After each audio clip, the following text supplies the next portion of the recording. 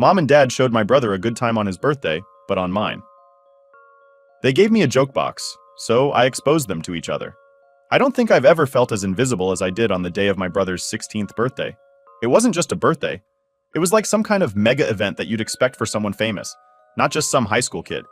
The kind of thing that makes you question if you're really part of the family, or just a long-term house guest who's overstayed their welcome. My parents had been planning his birthday for weeks, whispering about party details and shopping trips that they thought I didn't know about. They even enlisted his girlfriend to keep him busy the whole day, so they could set up the surprise without him sniffing it out. I mean, they went all out. We're talking banners, a mountain of gifts, and enough food to feed an army of hungry teenagers. And yeah, it was all for him. The day of the Big Bash, our house transformed into Party Central. By 2 p.m., our backyard looked like some festival ground. There were strings of lights hanging from every possible point, balloons bobbing in the breeze, and a playlist thumping through speakers that could probably be heard a block away. They even rented one of those fancy photo booths, complete with props and a custom backdrop that read, "Happy 16th, Champ." I guess subtlety was off the menu. As the guests started arriving, I hung back, trying not to get in the way. It wasn't like I was needed for anything. My parents were buzzing around, playing the perfect hosts. Mom was all smiles, flitting from one group to another, making sure everyone had what they needed. Dad was manning the grill, flipping burgers like his life depended on it. And there, in the middle of it all, was my brother, the star of the show, laughing and soaking in every second of attention. He had friends over that I'd never seen before, people who came up to him with big grins and even bigger presents. They talked about games, girls, and all the stuff I guess normal teenagers talk about. Watching them, I couldn't help but feel a pang of something. Envy? Maybe. Resentment? Definitely. Later, as the sun began to dip below the horizon and the backyard lights cast long shadows on the ground, the highlight of the party kicked in, a surprise unveiling of a brand new gaming console, the PS5. It was the one thing he hadn't stopped talking about since it was first announced. And there it was in his hands as he looked genuinely shocked for the first time that day. I remember thinking how nice it must be to be the one who always gets what they want, how it must feel to have our parents bend over backward to make sure you're happy. And there I was, just a spectator in my own home, clapping along and putting on a smile, trying to look like I was part of the celebration. When it was time for the cake, everyone gathered around, singing at the top of their lungs. My mom brought out this huge, elaborate cake, something straight out of a bakery show, with icing that matched the colors of his high school.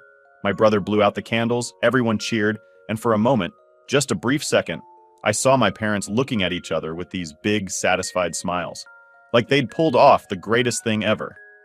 The party eventually wound down, and the guests started to leave, carting off their share of leftover food and memories. My brother, still buzzing from the excitement and probably the sugar, asked if he could crash at his friend's place for the night. I was in the kitchen, pretending to help clean up, when I overheard my parents agree without a second thought. "Just be careful and have fun," Dad told him, with a pat on the back. That simple exchange was a gut punch. Just like that, he was free to go off and continue his perfect day. Meanwhile, I was stuck at home, cleaning up after a party that wasn't even for me, knowing full well that kind of freedom was off limits in my case. The next morning, my brother came home, his clothes reeking of booze, a crooked smile plastered on his face as he recounted his adventures to our parents, who just laughed it off. "Boys will be boys," I heard Dad chuckle, shaking his head. "Boys will be boys. But what about me? When did I get to be just a kid, without the constant reminders that I wasn't as valued?" It was a question I'd asked myself a lot, but it stung a little more each time I thought about it, especially after seeing the lengths they'd gone to for him, compared to the complete indifference they showed for anything that mattered to me. My birthday was a couple of weeks away, and deep down, I knew better than to expect anything close to what my brother got. But still, part of me hoped maybe this year would be different. Maybe this year they'd surprise me. Spoiler alert, they did surprise me, but not in the way anyone would ever want. The thing about living in a house where you're treated more like an afterthought is that every day feels a bit like you're just trying to stay out of the way. It's not like I was expecting fanfare and applause just for existing, but, a little acknowledgement that I'm not just a piece of furniture would have been nice. Take mornings, for instance. Every school day it was like a small battle just to get a decent breakfast. My brother, of course, had it different. Mom would make sure he had a hearty meal. Eggs the way he liked, bacon crispy, and sometimes even pancakes if he was up early enough. Me? I was lucky if there were leftovers, or more often just a cold bowl of cereal waiting on the counter. If the milk wasn't sour, I'd count it as a win for the day. And then there was the school drop-off. Dad would always drive my brother, saying it was on his way to work anyway. They'd chat about sports, what my brother was up to at school, his friends, the usual father-son stuff. Me, I walked. Rain or shine didn't matter. The school wasn't ridiculously far, but far enough that walking there every morning wasn't exactly a joy, especially during winter. Dad said it was good for my health, building character and all that. Funny how those character-building exercises never applied to my brother. Homework was another battlefield. My parents always had time to help my brother with his. They'd sit with him at the dining table, going over math problems or helping draft his essays. If he was struggling, they'd sometimes stay up late, making sure he understood everything before his tests. Me? I learned pretty early that Google was going to be my tutor. Asking for help usually got me a "figure it out, you're smart enough," or a "can't you see we're busy?" So I did figure it out, mostly on my own. And let's not even start on the extracurriculars. My brother was signed up for everything he showed the slightest interest in: soccer, basketball, guitar lessons. You name it, they made sure he had a chance to explore it. They said it was about broadening his horizons and finding his passions. I asked once if I could join a drama club that met after school. The answer was a flat no. Something about not having the time to manage all those activities and how someone needed to be home to help with chores anyway. Speaking of chores, guess who got the bulk of them? If you said me, you'd be right on the money. It was like I was the designated cleaner, dishwasher, and sometimes even cook, especially if both parents were working late. My brother? Well, his job was to keep his grades up and stay out of trouble. Apparently, everything else was too much of a distraction for his budding potential. Family outings were rare, but when they happened, they were all about what my brother wanted to do. Going to the movies meant watching whatever blockbuster action flick he was interested in. Eating out was choosing from his favorite restaurants. I can't remember a time when they asked me what I wanted to do or eat. It was like my preferences were just automatically sidelined. Even simple things like shopping for clothes turned into an ordeal. Shopping trips with my brother were these long, drawn-out affairs where my parents would fuss over him, making sure he got the trendiest outfits, the best shoes. When it came to me, it was always about being practical, choosing whatever was on sale and hurrying up because we didn't have all day. It wasn't just the big things. It was all these little moments that added up, making it clear that in my parents' eyes, I just didn't measure up the same way my brother did. I tried not to let it get to me, tried to brush it off as just the way things were, but it's hard not to feel the sting of rejection from your own parents. I remember one evening trying to talk to them about how I felt. I'd been gearing up for it all day, practicing in my head what I'd say. The living room seemed like neutral ground, so after dinner, I brought it up. I told them I felt like they didn't care about me as much as they did my brother. I can still hear the dismissive tone in my mom's voice as she told me I was being ridiculously dramatic, and that I should be grateful for everything I had. Dad didn't say much, just agreed with whatever Mom said and went back to watching TV.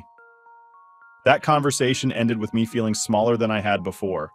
It was a punch to the gut, realizing that my feelings were just another inconvenience to them. Nights were the hardest. Lying in bed, listening to the quiet of the house, I'd feel this hollow sensation in my chest. It was like I was mourning something I never really had, the warmth of a family that saw me as an equal member. I'd drift off to sleep on those thoughts, wishing for a different reality where I wasn't the second choice, the backup plan, or the afterthought. But wishes were just that, wishes. Reality was the bedroom I lay in, the house I walked through, and the family I lived with. And in that reality, I was always going to be the one looking in from the outside, trying to find a way to fit into a picture that seemed to have no place for me. Despite the clear favoritism my parents showed towards my brother, our relationship somehow managed to avoid the typical sibling rivalry. Maybe it was because he knew, deep down, how unfairly I was treated. Or maybe he just genuinely felt bad for me. Either way, he wasn't like the others. He didn't lord it over me that he was the golden child. Instead, he tried to make things right in small, subtle ways that I couldn't help but appreciate. It started with the little things, like the time I mentioned offhandedly that I liked a certain band. I didn't think much of it, just a comment during dinner about a song I heard on the radio. But a week later, my brother handed me a CD, the band's latest album. He'd bought it with his own money, just because he remembered I liked them. It was a simple gesture, but it meant the world to me. It was proof that someone in the house was listening, someone cared about what I liked. Then there were the late-night snacks. I wasn't allowed to stay up late, unlike my brother, who seemed to have no curfew at all. But on nights when he knew I was up studying or just couldn't sleep, he'd sneak down to the kitchen and bring back a stash of snacks. chips, cookies, sometimes even a soda. We'd sit in my room, cross-legged on the floor, munching away as he told me about his day, the good parts and the bad. Those moments, those midnight confessions, they made me feel like I wasn't so alone in that house. And it wasn't just snacks or CDs. My brother had this way of including me that felt so natural, so brotherly. He'd invite me to hang out with him and his friends occasionally, even though I knew they weren't thrilled about having his younger sibling tag along. But he'd insist, "Come on, it'll be fun. You'll like my friends. They're cool." And sometimes, I actually did have fun. I got glimpses of what it was like to be a part of his world, a world where I was welcomed and not just tolerated. His world was so different from mine, even though we lived under the same roof. He was popular at school, always invited to parties, always in the loop about whatever was happening. I, on the other hand, was more of a loner. I had a few close friends, but I wasn't part of any clique or group. I was just me, and most of the time, that felt like it wasn't enough. Not for my parents, not for the cool kids at school, sometimes not even for myself. But my brother never made me feel like I was less. If anything, he went out of his way to make sure I got some of the experiences I was denied by our parents. Like the time I really wanted to go to a concert. It was a school night, and I knew my parents would never let me go. But my brother, he came up with a plan. He told them he was the one who wanted to go, that it was important for some school project. Of course, they said yes to him, they always did. And then he took me with him. We lied, said I was staying over at a friend's house, but really, we were at the concert, jumping and yelling to the music, just being normal teenagers for once. It was one of the best nights of my life, and it wouldn't have happened without him. He knew how much it meant to me, and he made it happen, even if it meant bending the rules a bit. That night, as we drove home, with our ears still ringing from the music, I looked over at him and realized how lucky I was to have him as my brother. He might have been the favorite, but he didn't act like it.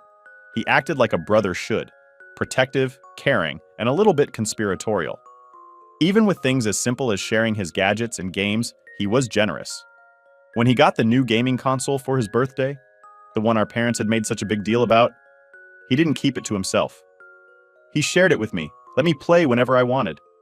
He'd even sit and watch, giving me tips, cheering me on when I beat a level that had been giving me trouble. And when I really wanted those neon lights for my room, the ones all my friends were showing off on Snapchat, he was the one who talked our parents into it. They never would have agreed if I'd asked. But my brother, he had a way of getting them to listen, to agree to things they otherwise wouldn't. He told them it was for his room, that he wanted to try out something new with his decor. They bought it, and a week later, he passed the lights on to me, winking as he said, "I don't really like them anyway. Too flashy for me."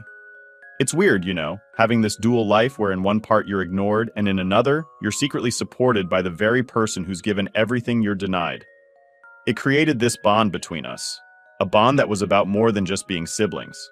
It was about understanding each other's struggles, about supporting each other in the ways we could. Living under the same roof but in completely different worlds had been my reality for as long as I could remember. Sure, my brother threw me scraps of normalcy every now and then, like sharing his gaming console or sneaking me out to concerts, but those moments, as precious as they were, couldn't completely shield me from the bitterness that was brewing inside me. It was like every kind gesture from him was just a reminder of what I wasn't getting from my parents. Each act of sibling solidarity was just a patch on the gaping hole of neglect I felt from the two people who were supposed to care about me the most. It wasn't fair, and that unfairness began to ferment into something dark and heavy, a resentment that settled in the pit of my stomach, growing heavier with each passing day. The whole thing might sound petty to someone on the outside. I had a roof over my head, didn't I? Food on the table, clothes on my back.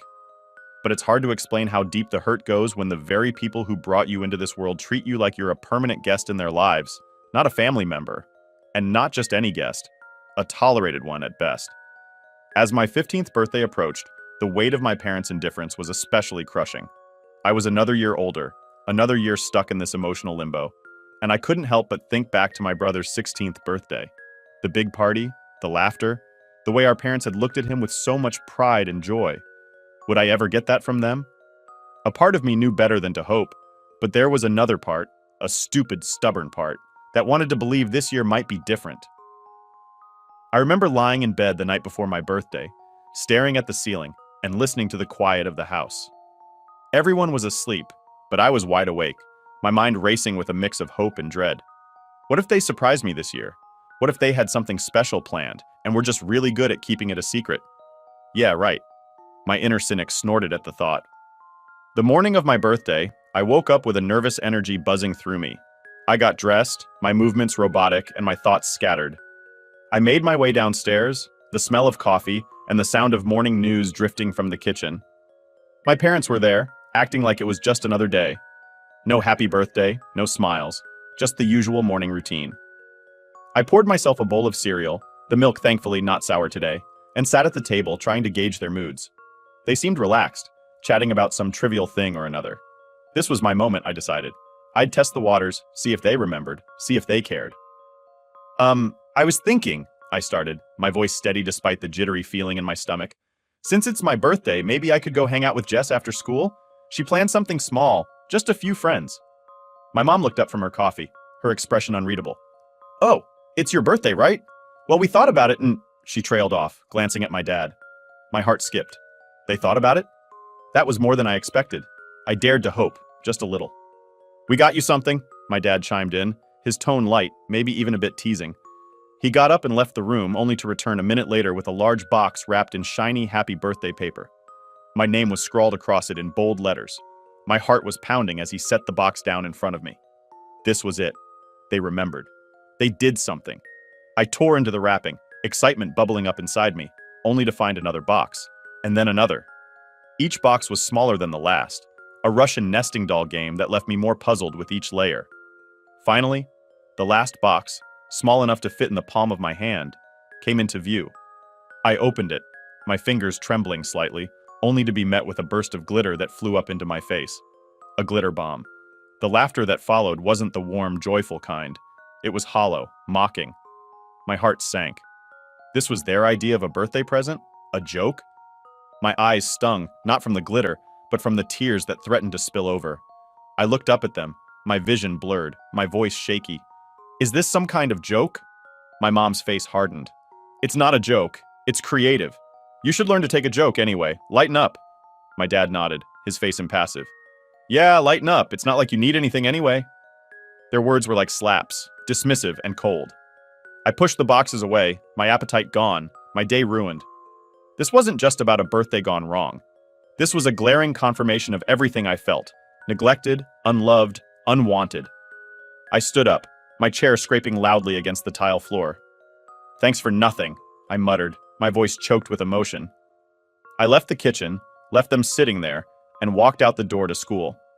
The walk to school was longer that day, or maybe it just felt that way because of the weight I was carrying. Each step was a reminder of the gap between me and my parents, a gap that seemed to widen with every birthday, every dismissed feeling, every moment of indifference. By the time I reached school, I had made a decision. I couldn't keep doing this, couldn't keep hoping for something that would never come. It was time to start thinking about revenge, about making them feel even a fraction of the pain they'd made me feel. Not today, maybe not tomorrow, but soon. I needed to protect myself, to fight back in whatever way I could. Because if they weren't going to give me the love I deserved, maybe I could at least make them regret how they'd treated me. After the birthday disaster, my school day was a blur of anger and plotting. Each class was just background noise to the thoughts racing through my head. How could they? Why would they? The hurt from the glitter bomb fiasco was deep, but it sparked something in me, a fiery resolve I hadn't felt before. I was done being the victim. By the time the final bell rang, I had a plan. Not fully formed, maybe a bit reckless, but it was a plan nonetheless. I wasn't going to let them off the hook this time. They needed a wake-up call, and I was more than ready to be the alarm. Walking home, I rehearsed what I would say, how I would confront them. My heart pounded with a mix of nerves and excitement.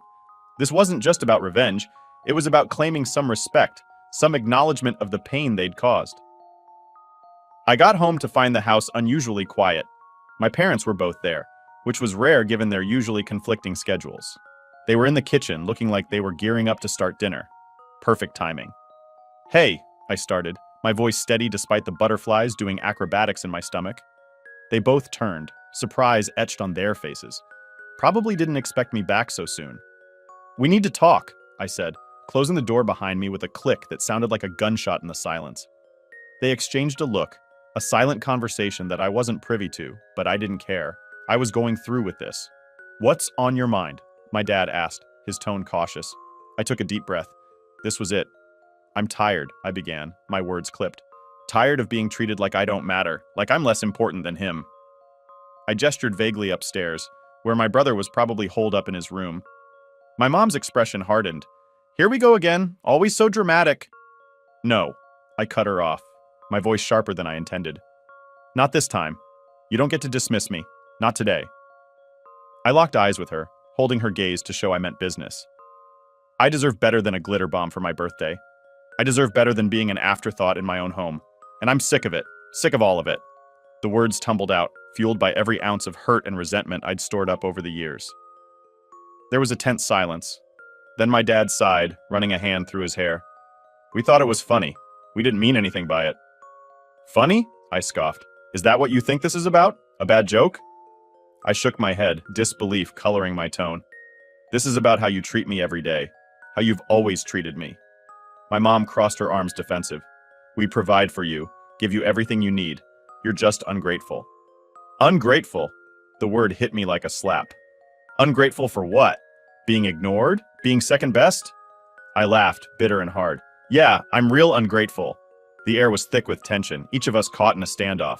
I could see the confusion, maybe even a hint of guilt in their eyes, but I wasn't done. Not yet. And you know what? I continued, the words coming easier now. I've kept secrets too. Like the time I caught Mom kissing one of Dad's friends at my brother's basketball game. Remember that? I do. I watched the color drain from her face, watched as my dad's confusion turned to shock. What are you talking about? My dad asked, his voice low, dangerous. Oh, it happened. While you were both so busy being perfect parents to him, your wife was making out with another man. How's that for family values? My mom's mouth opened and closed, but no words came out. She looked to my dad, who was staring at her with an expression I couldn't quite read.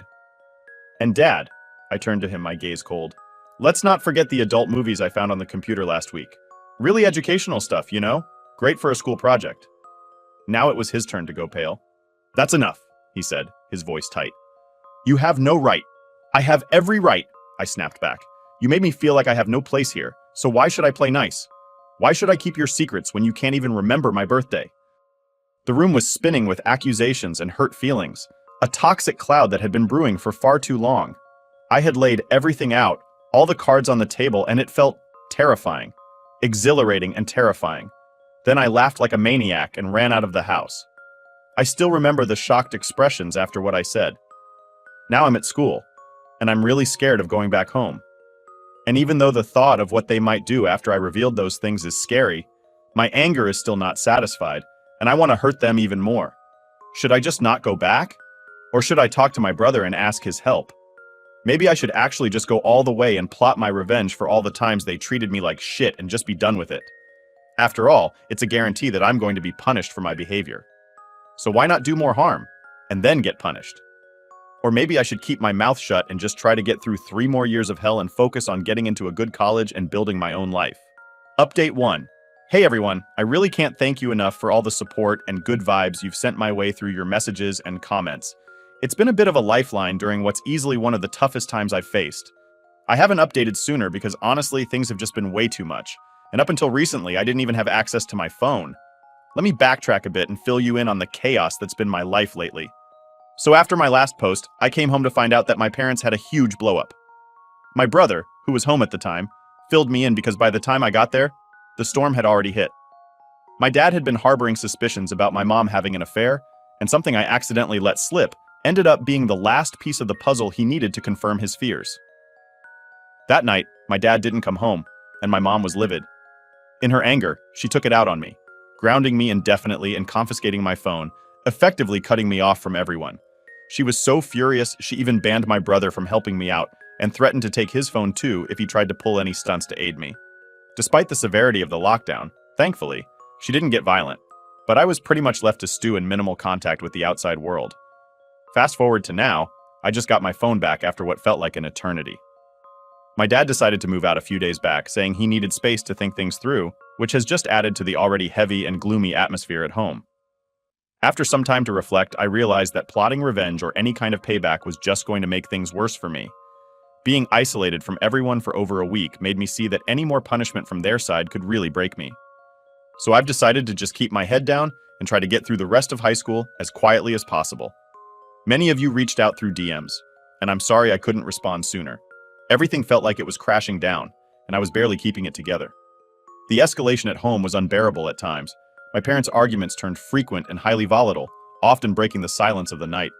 It got so bad that there were nights when I was genuinely scared, sneaking into my brother's room, where we'd both plug into the same pair of headphones, blaring music just to drown out the noise of their fighting. Now, with my parents living separately, there's this strange, tense quiet that's almost as bad as the arguments. I overheard my mom saying she's putting off the divorce because she thinks fighting for custody would be too much hassle, especially since my brother and I are close to becoming adults. They're planning to wait until I turn 18 to legally separate, which isn't too far off, but it feels like a lifetime away when every day is strained. I'm not even sure how to feel about all this. On one hand, it might mean fewer explosive fights, but on the other, it feels like my family is just disintegrating before my eyes. And right in the middle of all this was my 16th birthday. Yeah, that was a day to remember, but for all the wrong reasons. It's a birthday I won't forget, not because it was special, but because it marked the realization that nothing's going to be the same. It's tough, not going to lie. Some days are harder than others, and sometimes I feel like I'm just going through the motions, waiting for a day when things might start to look up. But sharing this with you all here helps. It makes me feel less alone, knowing there are people out there who, even though we've never met, genuinely care and understand. I'll keep you all updated as things hopefully start to improve, or at least stabilize. For now, I'm just trying to focus on the positives, like planning for my future and trying to find moments of normalcy amid the chaos. Thanks again for sticking with me through this. Your words of encouragement have been a huge comfort. Here's hoping I'll have some better news to share next time.